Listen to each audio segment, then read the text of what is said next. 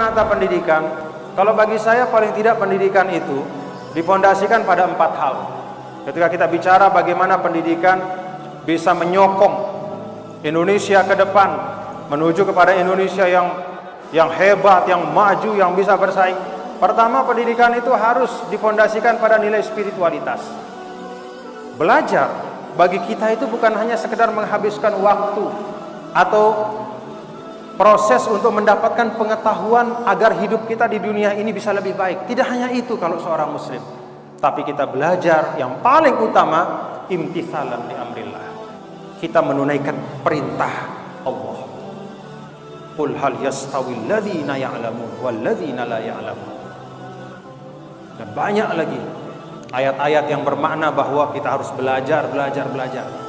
Di dalam pendidikan itu harus ada spiritualitas. Itu yang pertama.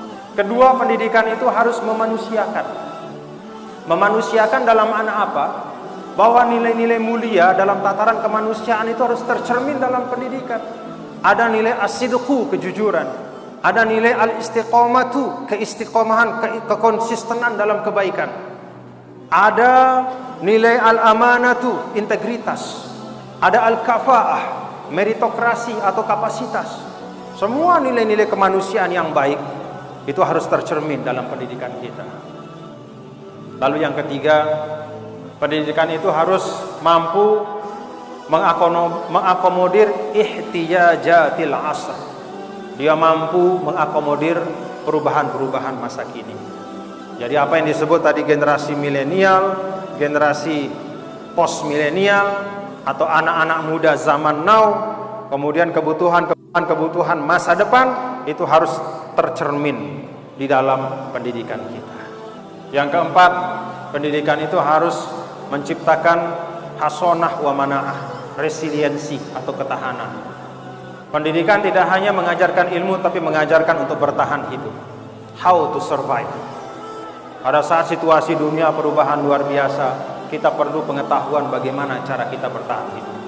Zohiron wa batinan.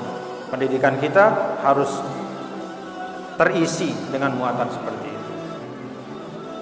Nah, selanjutnya tentu dari prinsip-prinsip yang 4 ini kemudian konten-konten pendidikan kita bisa disesuaikan. Dan yang paling penting menurut saya harus ada integrasi terus-menerus antara keilmuan dan etika atau moral. Harus ada integrasi antara al-ilmu wal adab wal akhlak.